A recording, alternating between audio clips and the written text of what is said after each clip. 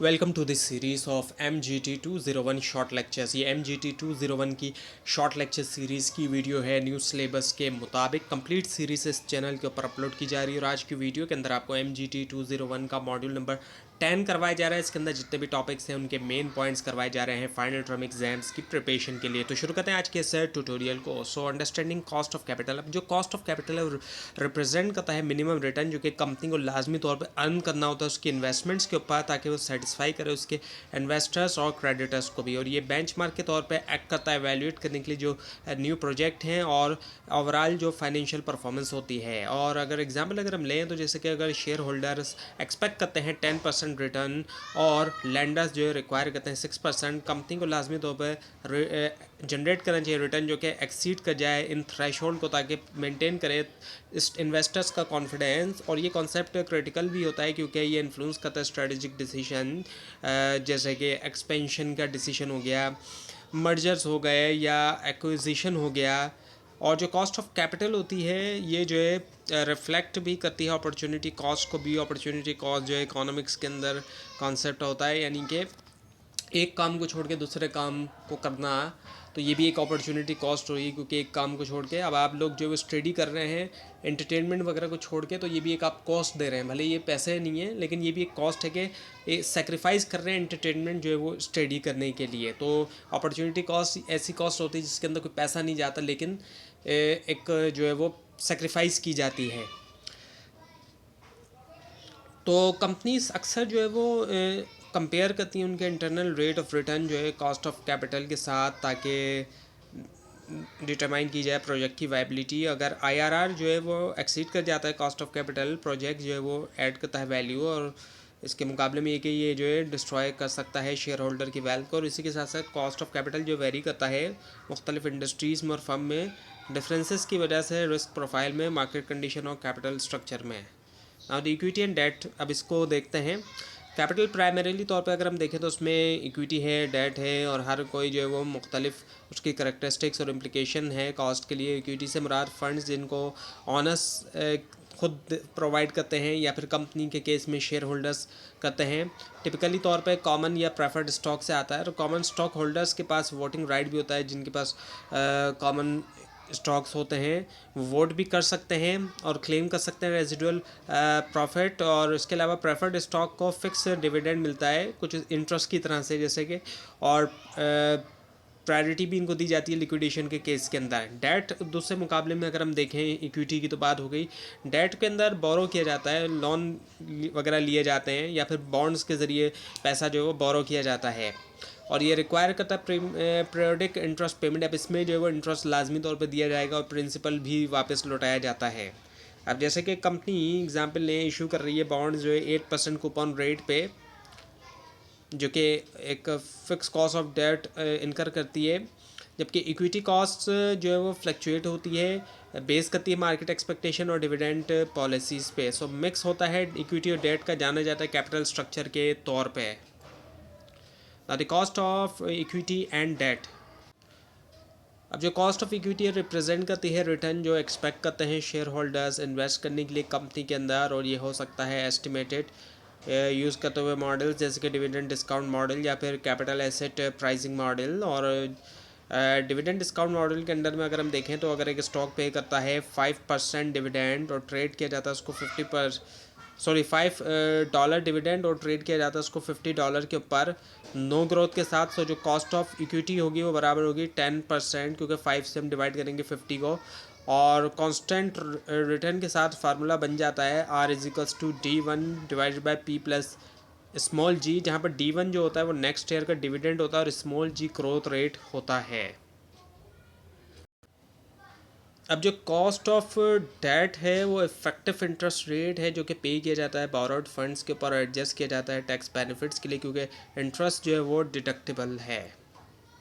Now divided average cost of capital WACC, ये जो blended cost होती है इक्विटी और डेट की, और उसको वेट किया जाता है प्रोपोर्शन से कैपिटल स्ट्रक्चर में, सर्व करता है बेंचमार्क के तौर पे इवेल्यूएट करने के लिए इन्वेस्टमेंट जो अपॉर्चुनिटीज़ होती हैं उसको। और ये weighted average cost of capital जो है वो क्रूशल होता है क्योंकि ये रिफ्लेक्ट करता है मिनिमम रिटर्न जो कि रिक्वायर्ड होता है सेटिस्फाई करने के लिए तमाम कैपिटल प्रोवाइडर्स को।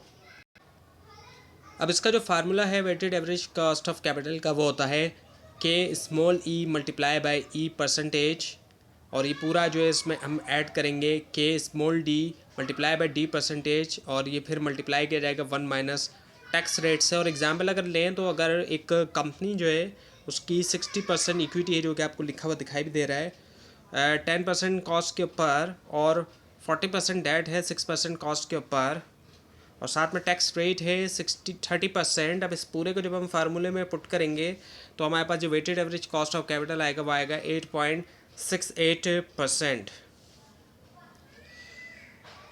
तो अगर एक प्रोजेक्ट की एक्सपेक्टेड रिटर्न एक्सीड कर जाता है, weighted average cost of capital ये ऐड करता है वैल्यू, अदरवाइज़ ये जो है ख़राब करता है शेयर होल्डर की वेल्थ को। कंपनी यूज़ करती है weighted average cost of capital discounted cash flow analysis में, ताकि कंप्यूट करें नेट प्रेजेंट वैल्यू प्रोजेक्ट्स की। The preferred stocks and bonds, preferred stock अक्सर ऑफ़र करते हैं एक्चुअली ये, बल्कि नॉर्मली तौर पे ये ऑफ़र करते हैं फिक्स डिविडेंड, और प्रायोरिटी दी जाती है कॉमन स्टॉक्स के ऊपर लिक्विडेशन जब हो रही होती है उस दौरान। और इनमें क्या कॉस्ट कैलकुलेशन स्ट्रेट फॉरवर्ड होती है, क्योंकि फार्मूला यूज़ किया जाता है small R is equals to D divided by P. और एग्जाम्पल अगर हम लें तो जैसे कि अगर डिविडेंड है $5 और मार्केट प्राइस है $60, कॉस्ट बराबर होती है 8.33% के, और बॉन्ड्स रिप्रेजेंट करें लॉन्ग टर्म डेट, उनकी कॉस्ट होती है जिसको डिटरमाइन किया जाता है कूपन रेट से, मार्केट प्राइस ऑफ मेच्योरिटी, और ज़ीरो कूपन बॉन्ड्स जिनको बेचा जाता है डिस्काउंट के ऊपर रिक्वायर करते हैं discounting future value to present. और परपेचुअल बॉन्ड में यूज़ किया जाता है R is equals to small R is equals to I divided by P, यानी कि कुछ इस तरीके का फार्मूला होगा।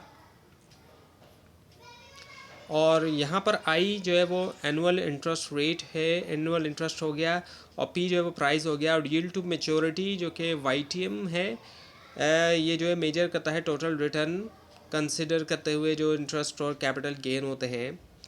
और अगर एक बॉन्ड प्राइस है $950 1000 फेस वैल्यू के साथ, और 8% कूपन है, उसकी जो यील्ड टू मेच्योरिटी होगी वो स्लाइटली अबव होगी 8% से डिस्काउंट की वजह से। तो अंडरस्टैंड करना इन इंस्ट्रूमेंट्स को ये ज़रूरी होता है एक्यूरेट कॉस्ट एस्टिमेशन और स्ट्रेटेजिक फाइनेंसिंग के लिए। Now the economic value added, ये एक परफॉर्मेंस मैट्रिक होता है जो कि मेजर करता है वैल्यू क्रिएशन सब्ट्रैक्ट करते हुए कॉस्ट ऑफ कैपिटल जो ऑपरेटिंग प्रॉफिट से, और फार्मूलाज का इस्तेमाल किया जाता है जो कि होता है economic value added is equals to NOPAT minus invested capital multiply by WACC।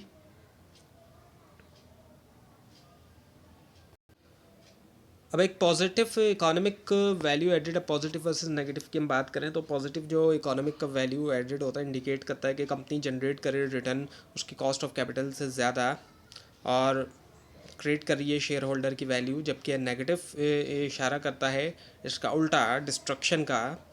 और ये जो है इकोनॉमिक वैल्यू एडेड हेल्प करता है मैनेजर्स को कि वो देखें कि क्या प्रोजेक्ट और ऑपरेशन कंट्रीब्यूट करते हैं वेल्थ क्रिएशन में, और ये अलाइन भी करता है मैनेजरियल डिसीजंस शेयर होल्डर के जो इंटरेस्ट होते हैं उनके साथ, एम्फेसाइज करते हुए कैपिटल एफिशिएंसी। और बहुत सी फर्म यूज़ करती है economic value added as a part के तौर पे इंसेंटिव सिस्टम्स के इनकरेज करें परफॉर्मेंस जो कि एक्सीड करती है कैपिटल कॉस्ट। तो इंटीग्रेट करते हुए economic value added financial analysis में बिजनेसेस इंप्रूव कर सकते हैं रिसोर्स एलोकेशन, बढ़ाते हैं प्रॉफिटेबिलिटी और सस्टेन करते हैं कॉम्पिटिटिव एडवांटेज डायनामिक मार्केट्स में। तो ये था आज का लेसन। आपको इस बारे में कोई क्वेश्चन हो, खासतौर पर इसमें कोई मिस्टेक दिखाई दे, ज़रूर हाईलाइट कीजिए। और इस पूरी सीरीज़ को देखने के लिए और फाइनल टर्म एग्जाम्स की प्रिपरेशन के लिए इस चैनल को सब्सक्राइब कीजिए, बेल आइकन के ऊपर क्लिक कीजिए। Thanks for watching this video and best of luck.